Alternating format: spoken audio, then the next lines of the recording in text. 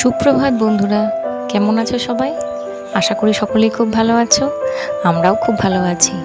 সঙ্গে আমি পাপিয়ার আরও একটা নতুন ব্লগ নিয়ে তোমাদের কাছে চলে এসেছি। আজকে হচ্ছে মঙ্গলবার, অর্থাৎ শ্রাবণ মাসের একেবারে শেষ দিন। তাই আজকে ঠিক করে নিয়েছি, বিগত কয়েকটা সোমবারে চেষ্টা করেছিলাম, ওর বাবা ছুটি না থাকার জন্য সময় হয়ে ওঠেনি একদমই। সেই কারণে আজকে দিনটাকেই একদম বেছে নিয়েছি, একদম মন স্থির করেই নিয়েছি যে আজকে আমি গিয়েই ছাড়বো সেই জায়গাতে। ভোরবেলায় বাগানে এসে দেখি গাছের ফাঁক দিয়ে সূর্যদেব উঁকি মারছেন, একদম জল জল করছেন। জানি না কতক্ষণ তার দেখা পাবো, কারণ কাল সারা রাতে প্রায় বৃষ্টি হয়েছে। অনেকটা ভোরের দিকেও প্রায় একটু বৃষ্টি হচ্ছিলো। এখন একটুখানি সকালটা দেখছি পরিষ্কার রয়েছে।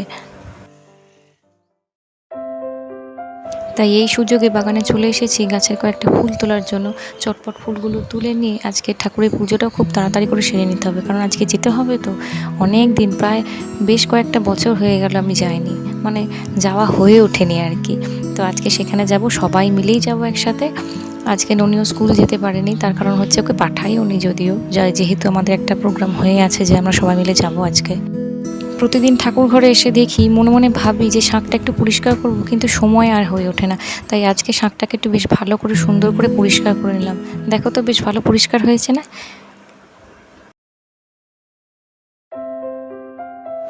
বাড়ির থেকে রেডি হয়ে আমরা সবাই মিলে বেরিয়েও পড়েছি।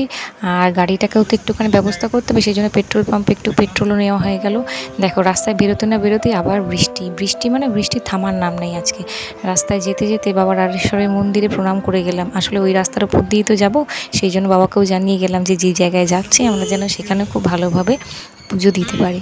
আসলে আজকে আমাদের গন্তব্যটা হচ্ছে পানাগড়ে মিলিটারি ক্যাম্পের ভেতরে। তোমরা যদিও অনেকেই জানো, আবার অনেকে জানোও না, সেখানে বাবা ক্ষেত্রপাল রয়েছেন। সেই জায়গাতেই আজকে আমরা সবাই মিলে পুজো দিতে যাব।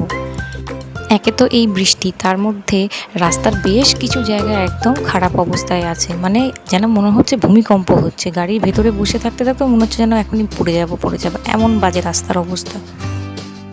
ফাইনালি এবার আমরা রাজপথ ধরে নিচ্ছি একদম।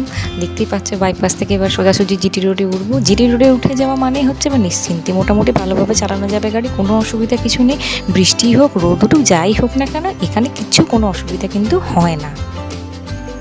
পানাগড়ের এই যে ক্ষেত্রপাল মন্দির, এটা একেবারে কিন্তু মিলিটারি ক্যাম্পের ভেতরে রয়েছে। আর ভারতীয় সেনার সুরক্ষার স্বার্থের জন্য সেনা বিভাগ বহু রকমভাবে চেষ্টা করেছে এই বাবা ক্ষেত্রপালকে যদি অন্য কোথাও শিফট করানো যায়, তার জন্য যত রকম চেষ্টা করা হয় ওরা কিন্তু করেছে।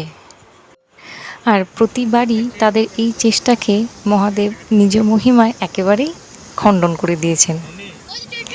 তিনি ওই মিলিটারি ক্যাম্প থেকে কোথাও যাবেন না, তিনি ওইখানেই থাকবেন এবং সাধারণ মানুষের কাছ থেকে ওইখানেই পুজো নেবেন।